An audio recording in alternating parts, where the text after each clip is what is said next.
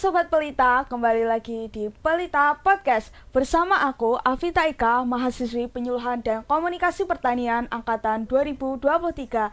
Nah, kali ini aku nggak sendirian, aku ditemani sama Mbak Putri. Mbak Putri bisa perkenalan terlebih dahulu kepada Sobat Pelita.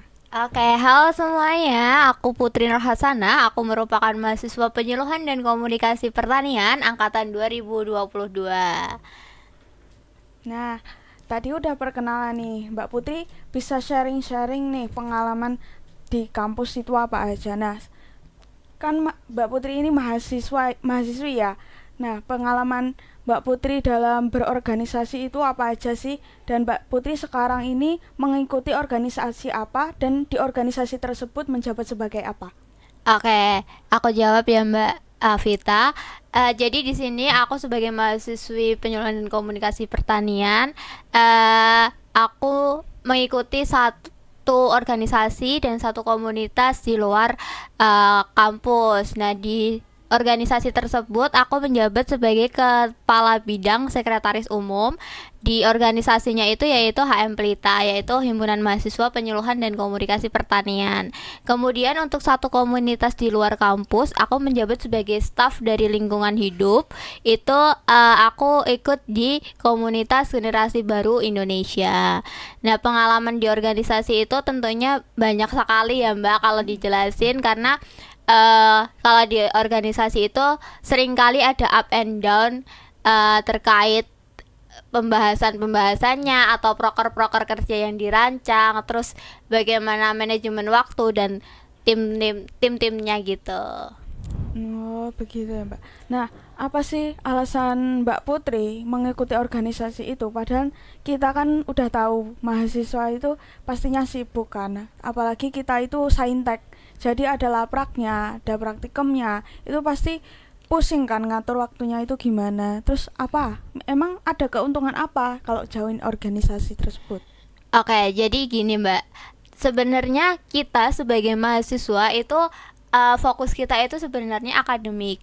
Tapi akademik kalau nggak dibarengin dengan kemampuan soft skill itu menurutku masih kurang, karena kita bisa tahu teorinya tapi kita belum bisa prakteknya. Jadi kayak itu nanti juga berpengaruh ke depannya bagi kita sendiri. Nah, di organisasi itu kita bisa belajar mengenai soft skill sebagai seorang mahasiswa, yang itu dimana dibutuhin nanti waktu uh, kita pas bekerja, karena di organisasi itu sendiri itu kita bisa mengetahui potensi-potensi diri kita yang sebenarnya itu dulu itu kita belum tahu itu potensi kita itu apa, tapi orang lain udah tahu, oh kita itu mampu di organisasi ini. Terus di organisasi itu kita juga bisa berlatih terkait time management, terkait bekerja bersama tim, terus menyelesaikan masalah dan gitu-gitu sih mbak kita. Oh iya Mbak, emang kalau di organisasi itu kentara banget kerjasamanya sih. Jadi kan nanti Betul kalau nih. kita kerja pastinya itu butuhin banget soft skill kerjasama antar tim. Jadi itu sih benefitnya masuk organisasi, apalagi HM Pelita. Nah, dari tadi kan alasannya. Nah, pengalaman Ya. apa sih yang Mbak dapetin dari organisasi tersebut? Apakah pengalaman itu baik ataupun buruk, bisa dijelasin sama Sobat Pelita? Oke, jadi di organisasi HM Belita itu sendiri, aku tuh pernah awalnya itu menjabat sebagai staf dari sekretaris umum itu sendiri. Kemudian di sekretaris umum itu aku memecah ke banyak kegiatan, apa ya, kepanitiaan ya Mbak, karena di Mm-mm. HM Pelita itu kan banyak sekali kegiatan kepanitiaan. Nah, itu juga mendukung terkait soft skill kita. Jadi kayak di HM Pelita itu nggak selamanya sekretaris itu harus join terkait sekretaris umum di Mm-mm. kepanitiaan-kepanitiaannya. Nah, di situ aku mulai gabung di bagian seperti kayak sponsorship, terus kepala bidang sekretaris juga di salah satu kepanitiaannya dulu. Terus apa ya dulu, KP3K atau apa gitu kalau nggak salah gitu. Hmm. Nah, dari tadi kan kita bahas soal organisasi terus nih. Nah, Betul. Kalau pengalaman dari segi akademik apa aja, Mbak? Kalau aku di akademik sebenarnya aku mahasiswa yang tidak terlalu menonjol di lingkungan prodi ya. Tapi plot twist-nya itu dulu itu aku kan dulu itu aku punya keinginan untuk join prodi di statistika atau enggak di psikologi. Nah, karena ada satu dan lain hal yang menyebabkan aku memutuskan untuk mengambil prodi PKP, plot twist-nya itu di akademik aku menjadi seorang koas, ko- seperti apa ya, koordinator asisten praktikum statistika dan statistika terapan. Jadi di PKP ini juga enggak selalu belajar terkait pertanian gitu sih Mbak Vita. Oh iya, Mbak. Nah, tadi kan jadi koas kan, Mbak. Betul. Nah, hal yang nyebelin dari praktikan selain nggak ngerjain laprak itu apa, Mbak? Yang menyebalkan dari praktikan itu kadang kalau kurang on time ya, karena kan itu juga udah disisifin, kayak atur waktunya itu udah dijadwal, terus kayak kalau mengerjakan itu enggak sesuai apa ya, format yang sudah diberikan oleh koas. Jadi kayak nanti tuh bakalnya itu koasnya juga yang kerepotan terkait nilai-nilainya gitu. Nah, Mbak Vita ini kan mahasiswa yang udah semester 3 ya, Iya. udah merasakan statistika itu sendiri. Nah, menurut Mbak Vita itu statistika itu seperti apa di sebagai mahasiswa pertanian itu sendiri? Oh ya, menurut aku sebagai mahasiswa pertanian itu statistika itu berat karena aku nggak pernah kepikiran buat itu hitung-hitungan gitu. Tak pikir kalau pertanian itu ya sama sekali nggak ada matematikanya gitu. Tapi ternyata setiap prodi pasti tetap ada Tetap ada statistika sih. Iya, Jadi betul. kalian harus siap-siap dengan statistika.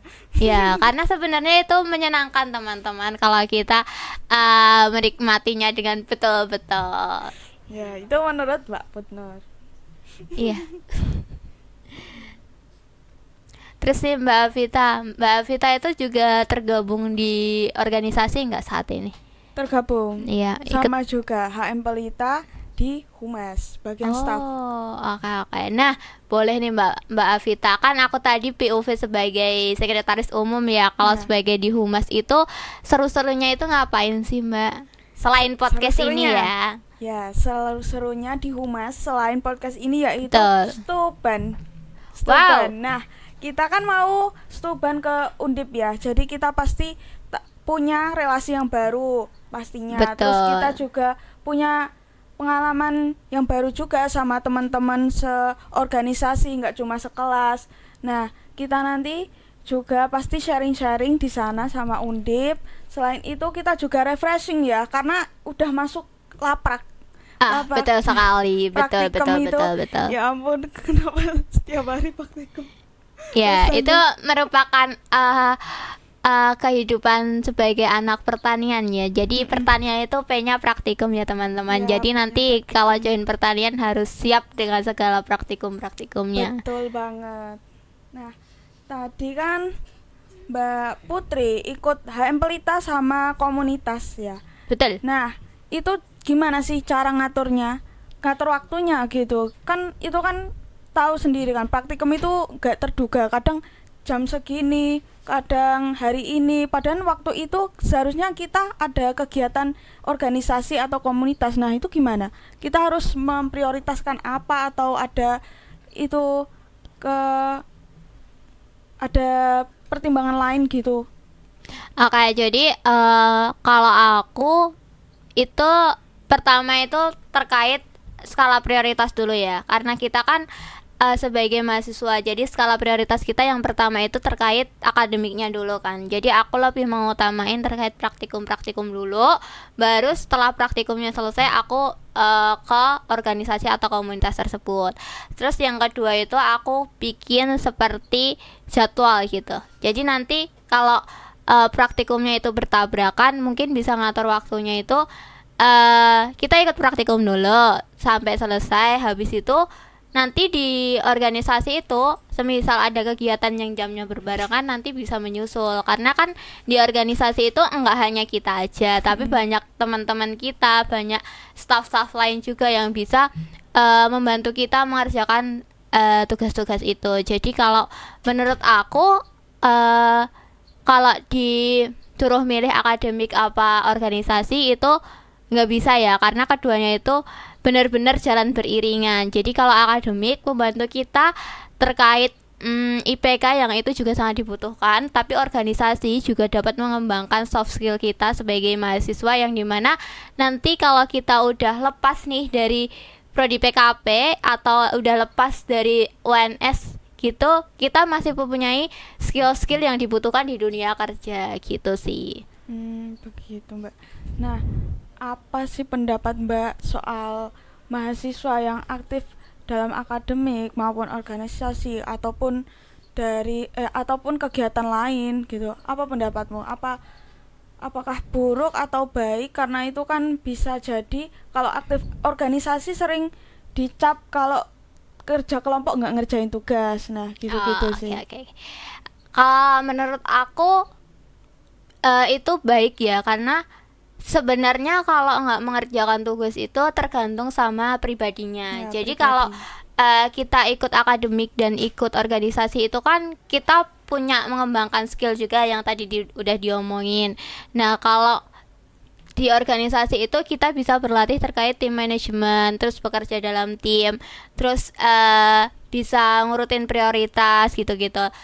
Nah, itu bisa diterapin di kelompok-kelompok juga. Nggak sedikit dari anak organisasi itu juga berprestasi di akademik gitu. Jadi menurutku kalau semisal ada teman Mbak Avita atau ada mahasiswa yang enggak aktif dalam kegiatan kelompok, itu tergantung balik lagi ke pribadinya. Dia seperti apa awalnya. Mungkin sebelum join organisasi dianya udah kayak gitu. Jadi kan kita nggak tahu gitu. Iya, kadang itu tuh organisasi selalu dijadiin alasan gitu. Betul. Kayak, aku kemarin rapat sampai tengah malam gitu. Padahal kan punya waktu luang lainnya buat ngerjain Betul. kerja kelompok. Jadi jangan dijadiin alasan lah buat nggak ngerjain kerja Ya. kelompok. Kasihan teman-teman teman-teman kelompoknya gitu. Ya. Terus sama kalau mengerjakan tugas, jangan sistem kebut semalam, karena itu menurutku tidak efektif untuk kita. Kita dapat capeknya tapi ilmu atau apa ya yang kamu tulis itu belum tentu masuk ke otak gitu loh. Jadi kayak ya udah sekedar mengerjakan, enggak harus memahami. Kalau sistem kebut semalam itu pasti konsepnya kayak gitu. Jadi enggak efisien sih menurutku. Nggak efisien.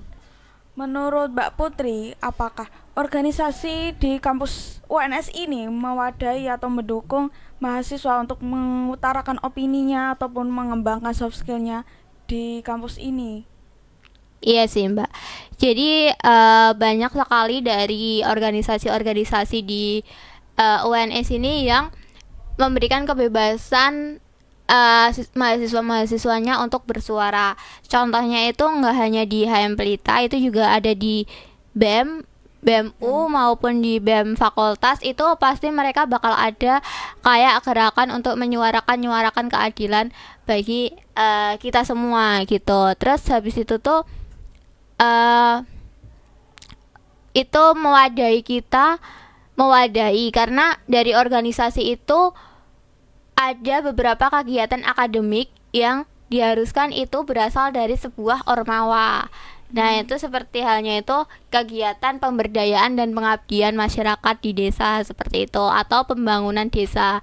Nah, itu mewajibkan mahasiswanya itu tergabung dalam sebuah ormawa, di mana itu juga bisa membranding ormawa tersebut agar lebih bagus dan lebih memiliki nilai lebih di masyarakat gitu. Begitu ya Mbak. Nah, Iya. apa tantangan terbesar saat menjalani organisasi dan akademik secara bersamaan? Tantangan terbesar aku menjalani organisasi dan akademik yang bersamaan itu sebenarnya aku juga belum pinter banget dalam manajemen waktu. Itu tuh dalam organisasi itu pasti ada yang bener-bener kayak dadakan gitu. Iya, Padahal itu dadakan. nggak masuk dalam timeline kita sebelumnya, tapi kita dadakan gitu. Nah, menurut aku yang terberat itu tantangannya itu ya seperti ada eh apa namanya kegiatan-kegiatan yang dadakan-dadakan gitu itu menurutku sangat berat. Terus kedua itu kita menyatukan beberapa kepala-kepala dari organisasi pengurusnya itu agar Iya. satu tujuan seperti visi misinya di awal gitu sih Mbak. Jadi kayak kalau ditanya tantangannya itu terkait manajemen waktunya Oh gitu. iya. Jadi tantangannya itu manajemen waktu kalau Mbak Putri. Ya, tantangannya itu kalau di dua-duanya itu manajemen waktu karena pasti organisasi itu punya banyak kegiatan. Di perkuliahan sebagai kita as mahasiswa saintek itu juga banyak praktikum dan laprak-laprak yang deadline-nya itu juga sangat-sangat berdekatan. Iya, Jadi kayak mepet-mepet. harus pinter-pinter ngatur waktunya gitu Oh, sih. jadi kuncinya itu bisa apa itu organisasi akademik bisa balance itu bisa manajemen waktu. Ya, manajemen waktu dan menentukan skala prioritas sebagai mahasiswa ya.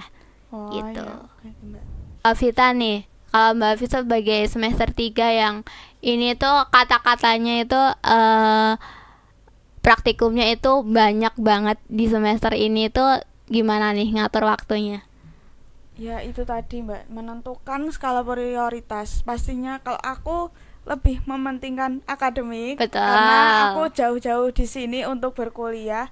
Jadi tapi organisasi juga aku sempetin karena kan ya itu udah komitmen dari awal juga. Betul. Nah, kalau untuk urusan praktikum itu ya kan udah konsekuensi dari awal masuk di jurusan ini gitu. Betul. Jadi harus menjalani semua rangkaian praktikum, terus laprak juga harus dikerjain, itu harus sih menurutku, tapi organisasi juga nggak lupa gitu. Betul. Karena selain akademik kita juga harus mengasah soft skill kita agar kita tuh nggak monoton di kuliah tuh nggak hanya kuliah pulang gitu aja sih. Terus pendapat Mbak Putri nih terkait kalau rapat itu sering ngaret tapi itu nggak ada konsekuensinya, itu gimana Mbak? Karena kan itu nyebabin yang awal-awal datang jadi males datang. Ya, menurutku kalau rapat itu pertama itu sebenarnya ada beberapa pilihan kalau mau rapat digituin. Itu pertama, semisal dari panitia itu udah menyetujui jam 3 misal. Jadi nanti misal jarkomannya itu H-1 jam karena kita udah tahu itu pasti ngaret. Jadi kita ngasih jarkoman ke seluruh panitia itu H-1 jam dengan beberapa pertimbangan seperti kalau telat nanti dapat panis apa gitu. Tapi itu harus dilakuin sih. Jadi kayak ketua pelaksana harusnya bisa tegas terkait punishment yang telah disepakati seluruh panitia. Jadi kalau enggak datang atau telat ya harus sesuai punishment. Terus yang kedua itu yang dewan pengurusnya kan itu kan pasti diundang ya Mbak. Nah itu dewan pengurus itu diundangnya itu pas jam pelaksanaannya. Jadi nanti dewan pengurus datang, seluruh panitia itu udah siap. Jadi nggak harus nunggu seluruh panitia terkumpul dulu baru dimulai gitu. Terus habis itu yang kedua itu mungkin bisa dilihat dari presensi. Di presensi itu biasanya bisa dituliskan jam kedatangan. Jadi kita tahu nih siapa yang telat. Habis itu nanti mungkin ada konsekuensi seperti punishment, entah itu memperagakan jargon, entah itu membawa acaranya, entah itu apa kegiatan lainnya gitu sih Mbak. Jadi kayak balance saja antara ketua dan seluruh panitia itu harus bisa tegas, nggak apa-apa ditegesin gitu. Ya. Berarti harus tegas ya Mbak, ketua pelaksananya itu harus tegas. Betul. Ada tips and trik buat mahasiswa lainnya supaya bisa menyeimbangkan antara organisasi dan akademik? Oke, kalau dari aku mungkin dari kalian yang tergabung organisasi semangat terus organisasinya. Ini udah akhir periode ya kawan-kawan. Nah nanti kedepannya itu kalian harus bisa manajemen waktunya, evaluasi diri sendirinya itu apa, terus apa ya, tetap dilakuin karena ini juga udah komitmen dari awal. Jadi jangan ngilang-ngilangan, tetap bikin skala prioritas, tetap semua harus balance satu sama lain antara organisasi dan akademik. Jangan hanya organisasi tapi akademiknya dilupakan atau sebaliknya ya teman-teman. Ya, ingat ya teman-teman. Ya, sekian dari kami. Terima kasih Mbak Putri sudah Terima berkenan kasih, sharing-sharing sama-sama. sama kita. Nah, jangan lupa like, subscribe, and share kita. Dadah. See you. See you.